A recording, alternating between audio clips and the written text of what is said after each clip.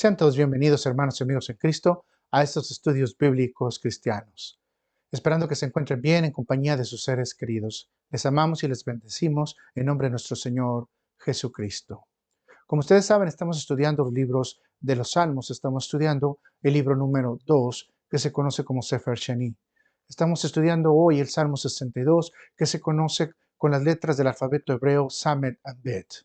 La porción bíblica contiene 12 versículos bíblicos, los cuales vamos a tratar de abordar en 4 grandes temáticas para encontrar los consejos y los aspectos doctrinales que nos pueden servir para nosotros aplicarlos también en nuestra vida. Así que le pido por favor que me acompañe a orar antes de iniciar. Gracias Padre Celestial bendito, hermoso y amado Señor.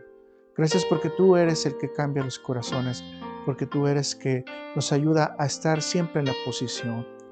Gracias, Padre Celestial, porque en ti tenemos la esperanza. Gracias porque tú estás haciendo vasos de misericordia semejantes a Cristo, porque tú nos estás llevando en el camino del varón perfecto. Gracias, Señor, porque tú nos estás construyendo.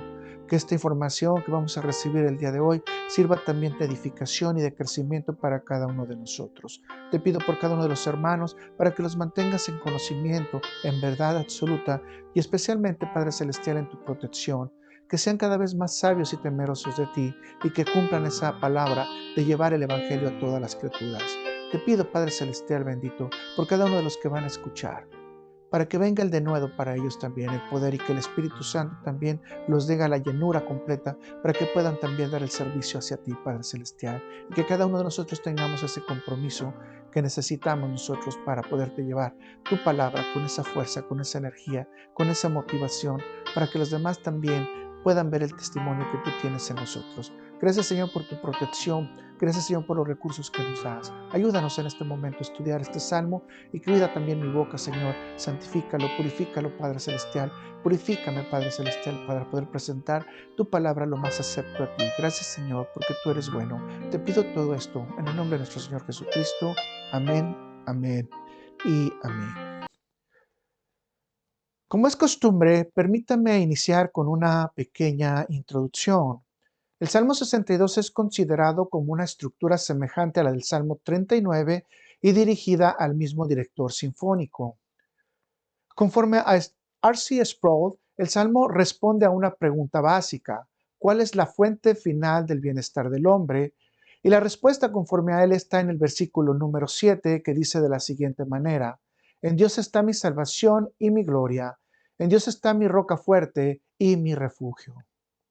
Complementariamente, el Salmo instruye al creyente a que debe de tener paciencia para esperar en Dios como fuente de bienestar y salvación. Además, el salmista presenta el consejo de cuidar nuestro corazón de la maldad y de no confiar en las riquezas o buscar poder como fuente de satisfacción, tratando de quitarle la autoridad o puesto a alguien más, especialmente cuando esta persona ya ha sido designada por Dios. Otro dato importante es que la estructura del Salmo, en la traducción al español, podemos encontrar que la palabra solamente se repite 5 veces y se encuentra en los versículos 1, 2, 4, 5 y 6. Esto ha dado pie a que algunos predicadores como Spurgeon le llamen el Salmo solamente. La palabra solamente es traducida de su original aj, que también puede traducirse como seguramente, pero, apenas o solo. Las versiones hebreas al español como Shem Tov y R. Scroll escogen la palabra solo. Por ejemplo, el versículo número 1 en la versión en español es traducido de la siguiente manera: solo con el Dios Todopoderoso aguarda en silencio mi alma, de Él es mi salvación. Podemos entender que David está proyectando verdades absolutas que pueden ayudarnos a tener un fundamento doctrinal totalmente claro y un cimiento de total confianza en el Señor como la fuente principal de nuestro bienestar y seguridad permanente. Así que ahorita los invito a pasar a los aspectos generales del Salmo y vamos a iniciar, como es costumbre, con el autor. En este caso el autor es David. La fecha. La mayoría de los comentaristas ubican la escritura del Salmo 62 en el triste periodo en el que el rey David se encontraba vagando en el desierto de Judá en los primeros días de la sublimación de Absalón, su hijo amado. Considerando que el Salmo 39 tiene una estructura semejante al Salmo 62 y están dentro del mismo contexto histórico bíblico, el Salmo 62 pudo haber sido escrito a través del 1034 antes de Cristo. Vamos a pasar entonces ahora a ver el participante. El participante es el director sinfónico. En este Salmo 62 es mencionado como director sinfónico a Jedutún. El nombre de Jedutún aparece también, como lo hemos estudiado, en el Salmo 39 y 77. Jedutún es un levita de los que fueron apartados para el ministerio de la música en el tabernáculo. Esto lo podemos encontrar en Primera de Crónicas 25:1. Jedutún trabaja como director y sus hijos eran encargados de profetizar con el arpa para aclamar y alabar a Jehová. Esto lo encontramos en Primera de Crónicas 25:3. Posteriormente, los descendientes de Jedutún participan como músicos en el templo para alabar a Jehová, en Segunda de Crónicas 5:12. Más tarde, los descendientes participarán en la limpieza y purificación de los componentes del templo, Segunda de Crónicas 29:14. Después, son nombrados en la celebración de la Pascua ordenada por Dios durante el mandato del rey Josías, Segunda de Crónicas 33:15. En este versículo se destaca que uno de los descendientes de Jedutún era el vidente del rey. En conclusión, David le entregó el Salmo 62 a Jedutún para que él lo dirigiera o lo cantara. El tipo de salmo, como lo podemos ver, es un mismor, es decir, un rezo o una plegaria. Ahora vamos a pasar a la temática. Como lo habíamos mencionado, el Salmo 62 contiene 12 versículos con 2 interludios, lo que divide el Salmo en 3 partes. Además, contiene 2 estribillos en los versículos 2 y 6 que dicen de la siguiente manera: Él solamente es mi roca y mi salvación. Él es mi refugio, no resbalaré.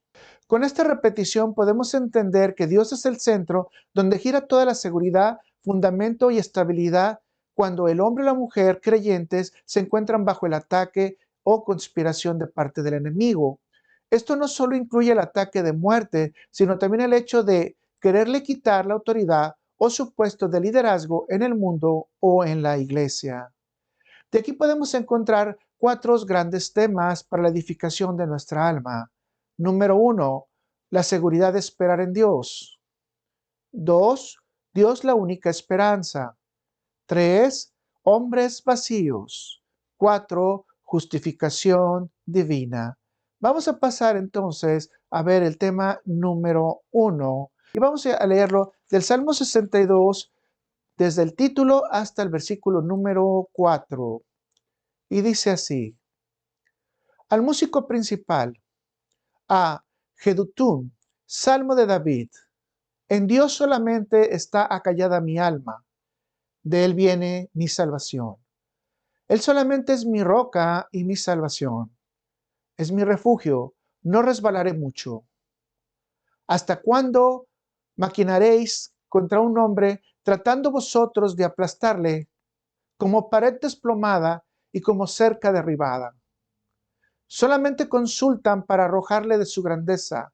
Aman la mentira, con su boca bendicen, pero maldicen con su corazón.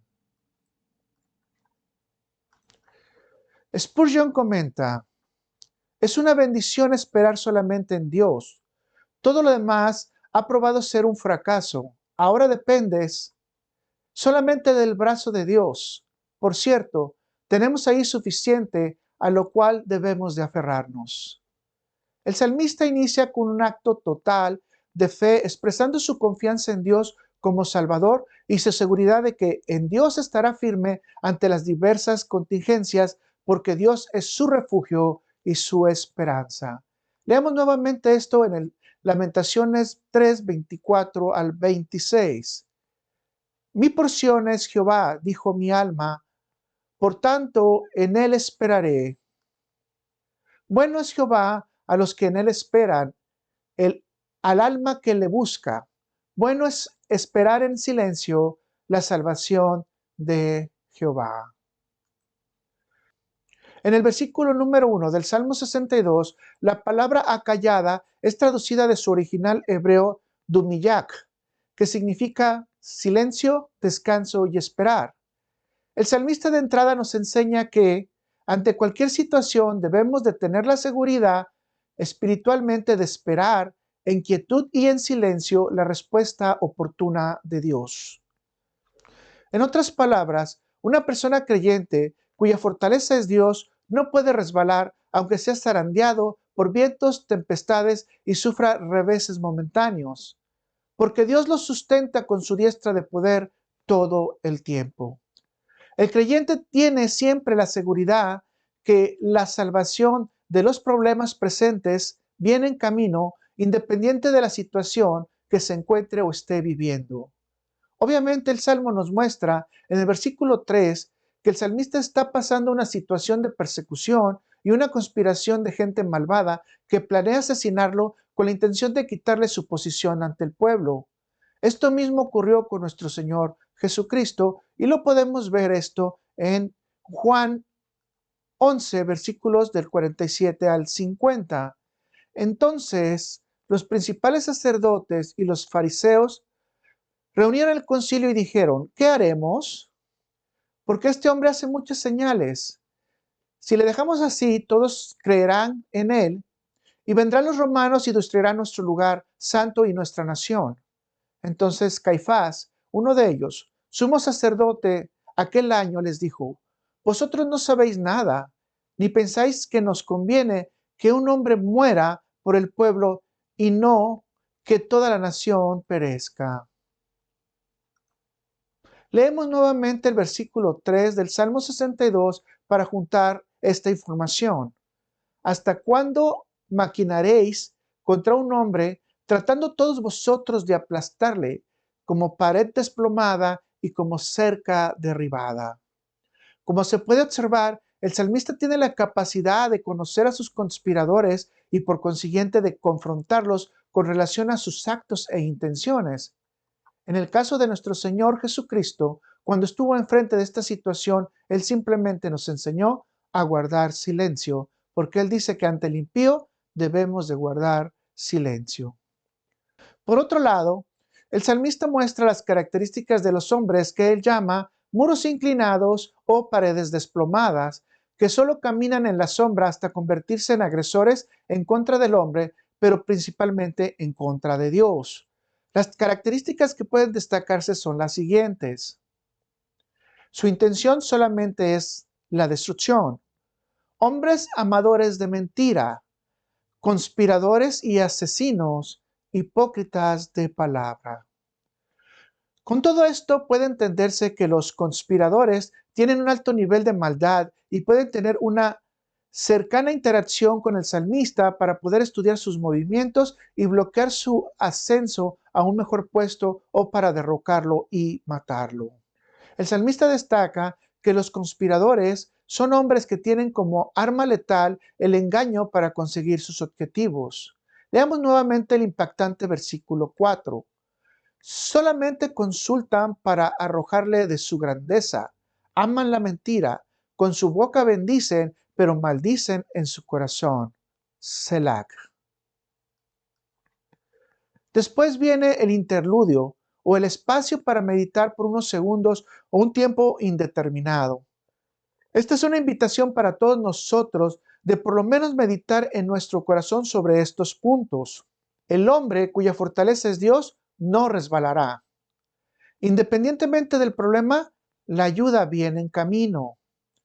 Debemos de conocer el actuar de nuestros enemigos. Debemos de cuidarnos de la manipulación y el engaño que proviene de una boca aduladora. Debemos de esperar en quietud y en silencio, sin queja, las respuestas de nuestro Dios. Quizás tú puedas agregar un punto más a estas meditaciones profundas y ponerlo también en tu corazón. Vamos a ir al punto número 2. Dios, la única esperanza. Salmo 62, versículos del 5 al 8, y dice de la siguiente manera: Alma mía, en Dios solamente reposa, porque de Él es mi esperanza. Él solamente es mi roca y mi salvación, es mi refugio, no resbalaré. En Dios está mi salvación y mi gloria. En Dios es mi roca fuerte y mi refugio. Esperar en Él en todo tiempo, oh pueblos. Derramad delante de Él vuestro corazón. Dios es nuestro refugio. Y nuevamente aparece el interludio Selah. La esperanza es uno de los fundamentos cristianos esenciales. Esto lo podemos leer rápidamente en 1 Corintios 13:13. Y dice el apóstol Pablo: y ahora permaneced la fe, la esperanza y el amor, estos tres, pero el mayor de ellos es el amor. Consecuentemente, la esperanza en Dios es un fundamento que debe de practicar sólidamente el creyente, aumentando su paciencia y respeto a los tiempos de Dios. Por otro lado, el salmista en estos versículos destaca los niveles de interacción entre Dios y el creyente. 1. El alma del creyente debe descansar en Dios. Dios es su roca, Dios es su refugio. Y esto está enfatizado también en los versículos números 7 y 8. Dios es el dador de su salvación. Dios es la gloria del creyente. Basado en su propia experiencia, el salmista exhorta a todo el pueblo a conocer a Dios en diferentes niveles. Con estas palabras, el salmista invita a los pueblos a que derramen su corazón al único Dios verdadero quien les puede salvar. Veamos lo que dice Jeremías 9, versículos del 23 al 24. Así dijo Jehová: no se alabe el sabio en su sabiduría, ni en su valentía se alabe el valiente, ni el rico se alabe en sus riquezas, mas alábese en esto el que hubiese de alabarse, en entenderme y conocerme, que yo soy Jehová, que hago misericordia, juicio y justicia en la tierra, porque estas cosas quiero, dice Jehová. Consecuentemente, los atributos de Dios mencionados por David deberían de ser suficientes para convencer a cualquier pueblo o nación para que ponga su confianza y esperanza en el Dios que hizo los cielos y la tierra. Contrariamente, muchos tienen sus propias convicciones y en sus pensamientos vanos, día a día se irán retirando más de Dios por su insensibilidad a la vida espiritual. Sin embargo, muchos creyentes necesitan meditar lo que Dios hace en ellos y seguir el consejo del salmista hasta que lo hayan introyectado en su conciencia, viviendo en su propia experiencia diaria una comunión con Dios y que le haga crecer cada día más en Él y conocer más al varón perfecto que es Cristo Jesús. Matthew Henry dice: según nuestro amor, así será nuestra fe y confianza en Dios. Y según nuestra confianza, así será nuestra libertad en el trono de la gracia. Debemos de hacer de Dios nuestro consejero y amigo para complacerle cada día con alegría y honrarle como la palabra de Dios manda. Estar siempre cerca de Dios para tener siempre la esperanza y podernos acercar al trono de la gracia con toda la convicción de que encontraremos todo el consuelo necesario en cualquier situación o problema, porque la ayuda viene pronto y el rescate está en la salvación de Dios. Vamos a ver el tema número 3, los hombres vacíos o hombres vacíos. Y vamos a leer Salmo 62, versículos 9 al 10. Por cierto, y remarque esa palabra, por cierto, vanidad son los hijos de los hombres, mentira los hijos de varón. Pesándolos a todos igualmente en la balanza, serán menos que nada. No confiéis en la violencia, ni en la rapiña. No os envanezquéis. Si se aumentaran las riquezas, no pongáis el corazón en ellas. La vanidad es tomada como el punto de partida para explicar a los hijos de Adán como hombres y mujeres vacíos. La palabra vanidad es traducida de la palabra hebrea evel, que tiene tres significados generales. 1. Hálito, aliento, suspiro pasajero. 2. Algo sin sentido ni propósito. 3. Un ídolo que no tiene sustancia ni valor. Inmediatamente puede sentirse la exhortación. 1. La gente vacía solo puede ser pasajera y no tiene ninguna esperanza en la vida eterna. 2. La gente vacía vive una vida sin sentido al no conocer a Dios. 3. La gente vacía puede convertirse en un ídolo para sí mismo o para los demás. Obviamente el creyente debe tener cuidado de no estar involucrado en ninguno de estos niveles o aspectos que corresponden al incrédulo. Leamos esta aplicación en la vida de Absalón en el tiempo que regresó del exilio y no podía entrar a la casa de su padre David. Y esto lo vamos a encontrar en 2 de Samuel 15, versículos del 4 al 6. Y decía Absalón: ¿quién me pusiera por juez en la tierra para que viniesen a mí todos los que tienen pleito o negocio, que yo les haría justicia? Y acontecía que cuando alguno se acercaba para inclinarse a él, él extendía la mano y lo tomaba y lo besaba. De esta manera hacía con todos los israelitas que venían al rey a juicio. Y así robaba a Absalón el corazón de los de Israel.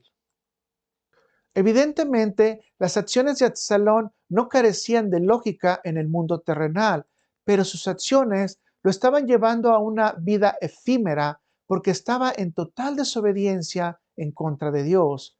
Así que paulatinamente se transformó en el enemigo de su padre, quitándole momentáneamente el trono de Israel, y se convirtió en la esperanza de las personas que gustaban de sus halagos y de sus vanidades. Consecuentemente, David menciona que los hombres vanos y vacíos tienen como características las siguientes. 1. Ser hombres o mujeres que practican la violencia. 2. Practican el robo. 3. Están envanecidos. 4. Les gusta practicar la opresión. 5. No tienen ningún peso para con Dios. Desafortunadamente, este tipo de seres humanos que buscan el poder y las riquezas no quieren entender que tarde o temprano enfrentarán a Dios. Vemos lo que dice Isaías en el capítulo 47, versículos del 10 al 11. Porque te confiaste en tu maldad diciendo: nadie me ve. Tu sabiduría y tu misma ciencia te engañaron y dijiste en tu corazón: yo y nadie más. Vendrá pues sobre ti mal, cuyo nacimiento no sabrás. Caerá sobre ti quebrantamiento, el cual no podrás remediar, y destrucción que no sepas vendrá de repente sobre ti. El salmista recomienda no tener estas prácticas y, de ser posible, evitarlas para no ser un hombre vacío, separado de Dios y haciendo todo en contra de sus mandamientos y su voluntad. El salmista además agrega que no solo son motivos de vanidad la opresión y la rapiña, sino también los modos lícitos de riqueza sí contaminan el corazón. Vea lo que dice en Primera de Timoteo, capítulo 6, versículos del 17 al 19. A los ricos de este siglo manda que no sean altivos, ni ponga la esperanza en las riquezas, las cuales son inciertas, sino en el Dios vivo, que nos da todas las cosas en abundancia para que las disfrutemos, para que hagan bien, que sean ricos en buenas obras, dadivosos, generosos, atesorando para sí un buen fundamento para lo porvenir, que echen mano de la vida eterna.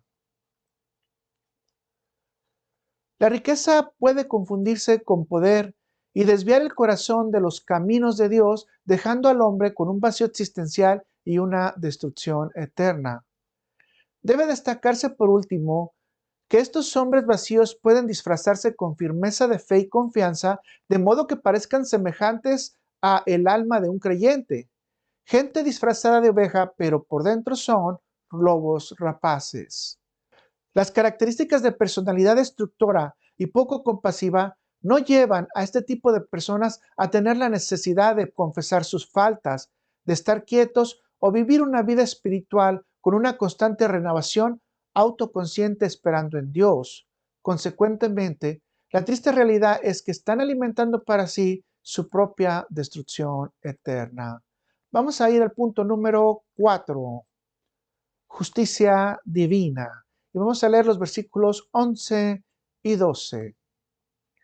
Una vez habló Dios, 2 veces he oído esto, que de Dios es el poder, y tuya, oh Señor, es la misericordia, porque tú pagas a cada uno conforme a su obra.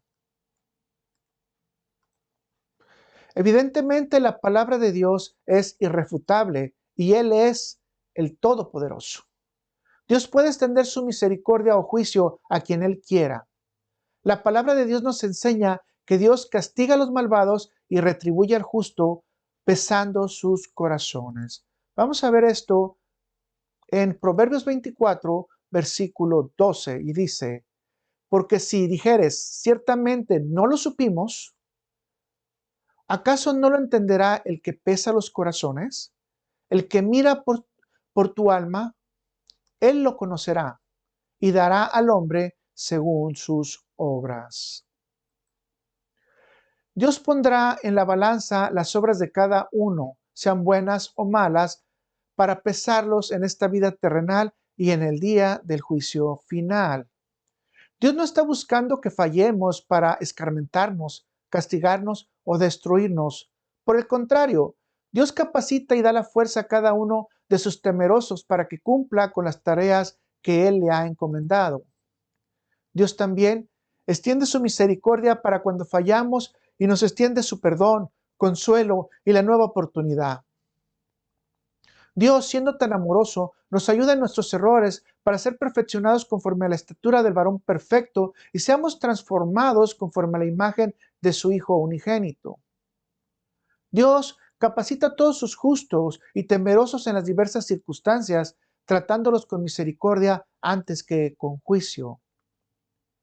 Sin embargo, tanto los justos como los malvados enfrentarán un juicio celestial en la segunda venida de Cristo.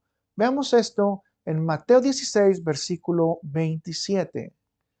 Porque el Hijo del Hombre vendrá en la gloria de su Padre con sus ángeles y entonces pagará a cada uno conforme a sus obras.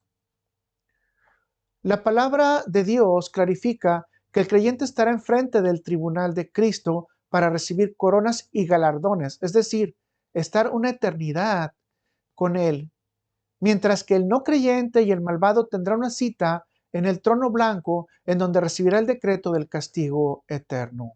Dios no está juzgando, Dios nos está buscando. Así que mis hermanos, vamos a pasar a las preguntas. 1.